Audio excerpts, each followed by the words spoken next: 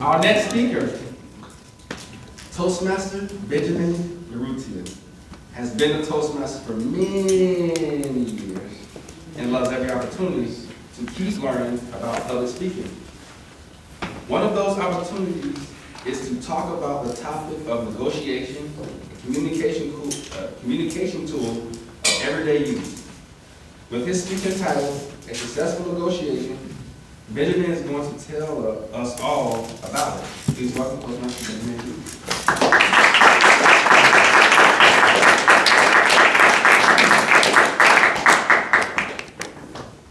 With a show of hands, who has ever engaged in a situation of a negotiation? Everybody, that's what that. Good morning, fellow Toastmasters and distinguished guests. Good morning, friend. Today I'm going to expand on the topic of negotiation, and I'll talk about the following points. One, what is negotiation? What types of negotiation there are? What are the elements of negotiation? I'll give you some practical examples. What is negotiation? It's a type of formal discussion with the goal of reaching an agreement between two or more parties involved. What types of negotiation are there? There are four types. One, win-win, in which each side works out of the table with something accomplished according to their desire. What is the other one? Win-lose, in which only one side gets all the result at the expense of the other. Third type, compromise, is one in which each side contributes to the solution and at the end they depart with some agreement on what has been proposed. And the last one is walking away. Simply no one embrace any options at all. Perhaps they are going to concoct some other alternatives. What are the elements of a negotiation? Like here. The elements are, you have to be aware of the situation of the problem. Second, you have to analyze different alternatives. Yeah. Third, you have to do research, very important, doing your research, so you know what you're studying on. And what happens if you are not going to pursue that path, or the counterpart is going to show you an alternative.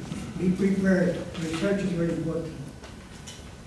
The fourth is craft your argument in a very palatable way, and also bring some advantages, some benefits to the other part, so that you engage the counterpart in a very positive way.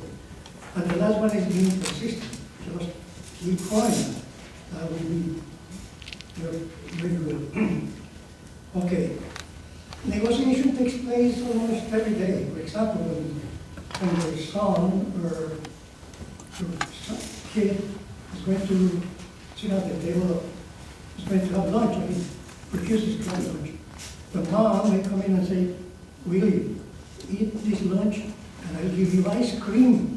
But that guy opens up his eyes gleaming, yes, I'm going to do it. So this is a situation where win-win. You get something in exchange for some other thing, and each side is pleased. That is one of the practical examples. Another one is my personal experience. I'm going to talk to you about that because my former company, we took a course, like 2 or 3 days, on negotiation, going through this book, and going through this page. Oh, yeah. 11 pages. So I'm going to present to you my personal experience.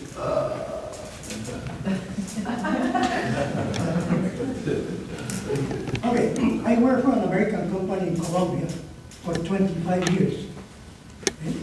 And I was transferred to headquarters in Chicago to do a worldwide project in a 2-year contract. My labor contract that all employees signed in Colombia was not canceled, it was open. So I came to the US, finished my assignment, and that was it. Of course, I got some good perks from the American company.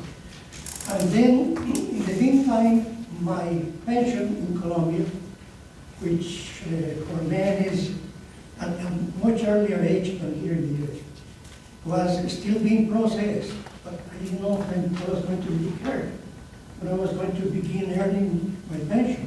So I found myself at a point that I didn't have any monthly income.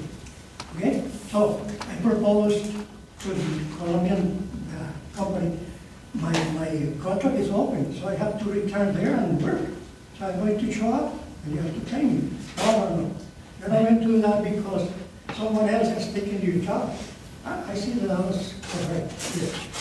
So I said, okay, I'm going to what I'm going to do. So I proposed to the American side, and this is very important. One side sometimes doesn't talk to the other side. And that happened. So I said, this is going to take too long for my pension, and they're going to put me in your payroll in the meantime. How long is that going to take? Well, it could be 4 months, 6 months, a year. No. They're not going to pay you for 1 year, which is correct. Yes, I was aware of that. Okay, so what happens? Research situation here. I came back to the Office of Social Security with my contacts, and I understood that the pension was going to be declared in a few weeks. So I came back and talked to the American office. Hey, this is going to take too long. So are you still going to give me 12 months? No. What about if you give me 3 months in advance? 3 months in advance? Yes. Here you have your check, sign here. I did. So I came back to the Colombian side and I said, listen, the pension is coming. And then I learned that my pension was going to be declared soon, and in 3 weeks I was going to get paid. So I got a good deal because I got my pension quickly. The Colombian office was not going to put me on the payroll. The American side was not going to spend 12 months paying me, so that was very good. So the moral of the story is this. Be aware of the situation, paint scenarios, and go ahead and stay there. So next time that you talk to your spouse and you will remember, I learned that lesson from Benjamin.